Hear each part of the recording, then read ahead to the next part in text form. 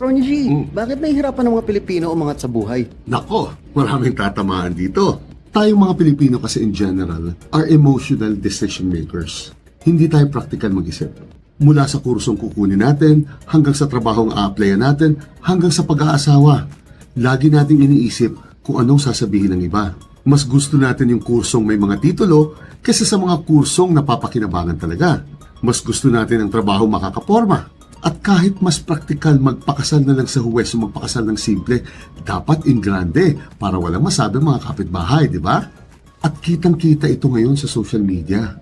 Bili tayo ng bili ng mga gamit na hindi naman natin afford para makapag-flex lang sa mga taong hindi naman natin kilala. Kaya nga nausong katagang deserve ko yan, di ba?